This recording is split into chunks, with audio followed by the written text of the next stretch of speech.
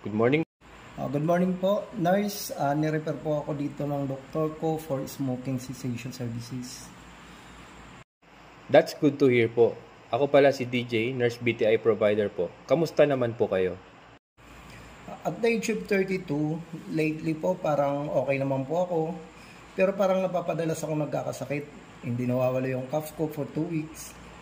Tapos madalas na akong hinihingal sa paglalakad kahit na flat surface lang. Yung family business po kasi namin is home-based. From 1 pack of cigarette per day, minsan umabot ako ng 2 packs per day during occasion. I have to work overtime. That's sad to hear po. At your age 32, pasok pa din as young adults. Hinihingal ka na sa walking pa lang, madalas din masama ang pakiramdam mo. You have to be more healthy on your lifestyle since napakabata pa ng mga kids mo. Yes po, I tried to quit before for my family pero di ko na stop at bumalik lang ako sa old habit ko. Pero parang kailangan ko na din talagang bawasan or tuluyan na mag-quit sa paninigarilyo.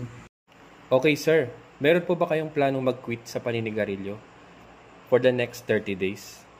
Yes po, kaya po ako nandito ngayon. Kasi without your help, baka mahirapan po akong mag-quit. Mahirap talaga mag-quit sir. No pressure, no worries. I-assist ko kayo sa pag-quit.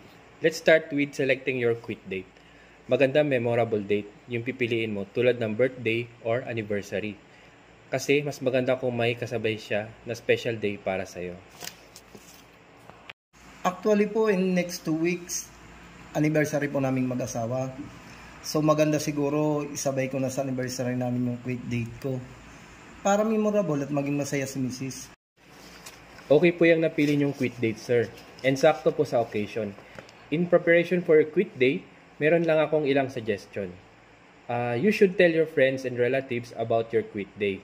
Baka meron ka ding mga relatives or friends na nag-quit smoking na din. So this might be the best time to hang out with them more and join them in new activities.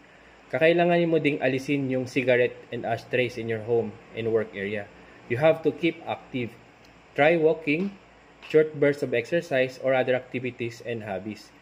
You also have to avoid trigger situations where the urge to smoke is strong, especially during occasions you mentioned na you have to work overtime. Try to drink lots of water and healthy juices. You have to avoid people who are smoking. Salamat po nurse sa advice nyo para sa akin. Sa tingin ko ay makakatulong sa akin na malaki yung suggestion po na ito. Quit smoking and avoid relapses. Maraming salamat po. I suggest na after 1 month, balik po kayo dito for follow-up para ma-monitor kayo for staying quit. You can come back here at the office same time to address your concerns or relapses. Gusto ko lang naman malaman mo na we are very excited to see you become well and successful to quitting smoking. I hope to see you again and good luck. Maraming salamat po sir. Kakayanin ko po yan.